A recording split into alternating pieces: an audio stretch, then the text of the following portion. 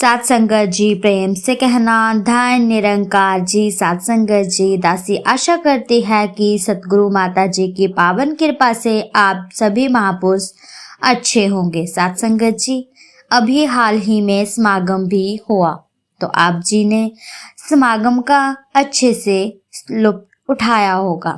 सात संगत जी, सभी महापुरुष खुश भी होंगे। सात संगत जी, दासी आप जी के सामने फिर से एक नई प्रेरणादायक कहानी लेकर के आई है। आशा करती हूँ कि आप जी को जरूर पसंद आएगी। खुदा की उंगली में अंगूठी। तो आओ चलते हैं इस कहानी की ओर। एक बार एक तत्ववेता महात्मा एक सराफर की दुकान पर जा पहुंचा। भोला भाला चेहरा देखकर सराफर बड़ा प्रभावित हुआ। जब उस महात्मा को न जाने क्या सूझी, उसने वहां काउंटर पर पड़ी हुई एक अंगूठी उठाई और उठाकर अपनी उंगली में झट पहन ली। सराफ ने इस बात का कोई बुरा नहीं माना। तभी उस महात्मा ने नाचते हुए कहना शुरू कर दिया, देखो देखो, खुदा की अंगूठी में यह अंगूठी कितनी खूबसूरत लग रही है। महात्मा की यह बात सुनकर वह सराफर जल भन गया। वह सोचने लगा कि यह तो कोई अभिमानी आदमी है, अपने आप को खुदा कहता है। यह काफिर है। महात्मा कुछ समय आनंद में नाच गाकर अपने घर लौट गया। सर्राफ ने उसका पीछा किया और उसने ठोर ठिकाने की पूरी जानकारी प्राप्त कर ली। दूसरे दिन उस सर्राफर ने यह बात राज दरबारियों के जरिए राजा के कानों तक पहुंचाई। राजा ने मुल्ला काजियों से इस बारे में फतवा हासिल किया।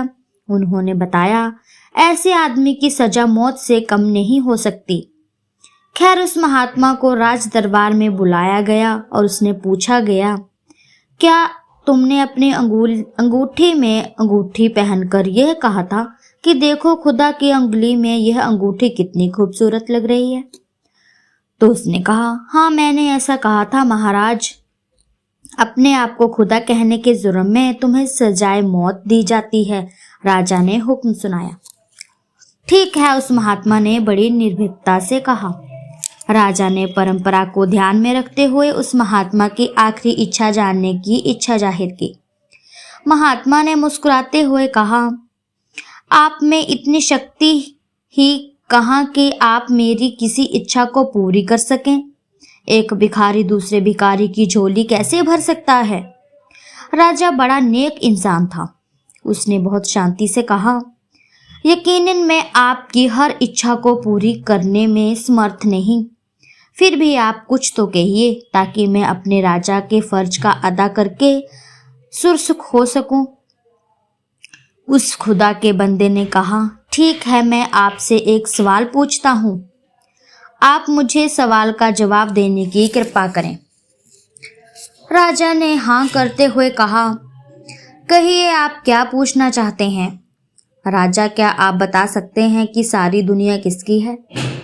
महात्मा ने पूछा, यह सारी दुनिया खुदा बंद करीम की है।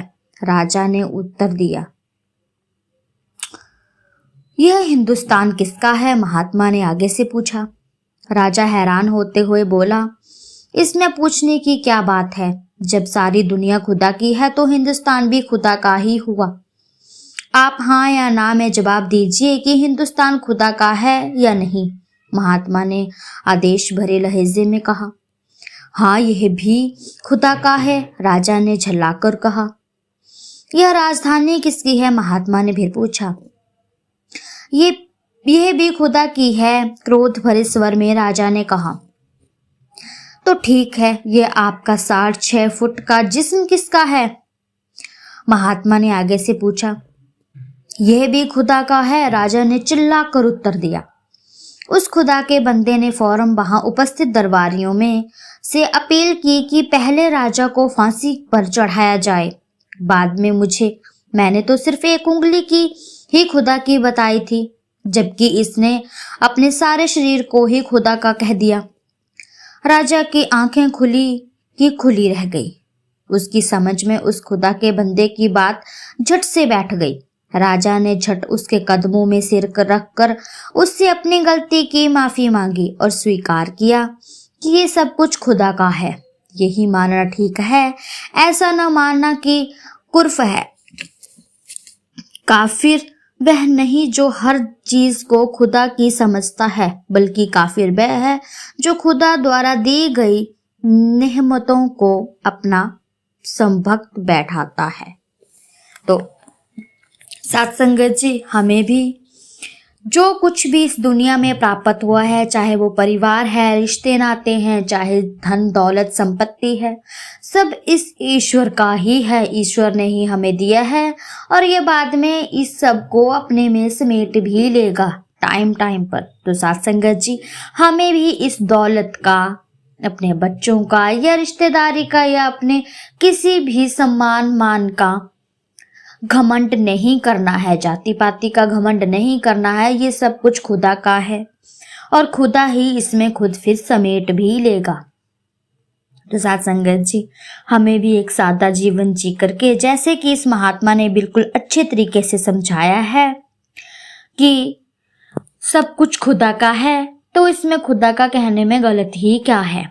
तो साथ संगत जी, हमें भी सतगुरु माता जी का सब कुछ समझना चाहिए, क्योंकि वक्त का पैगंबर अभी तो सतगुरु माता सुदीक्षा जी महाराज ही हैं। तो साथ संगत जी, हमें उन्हीं की राह पर, उन्हीं के बताए गए चरण कदमों पर चलना है।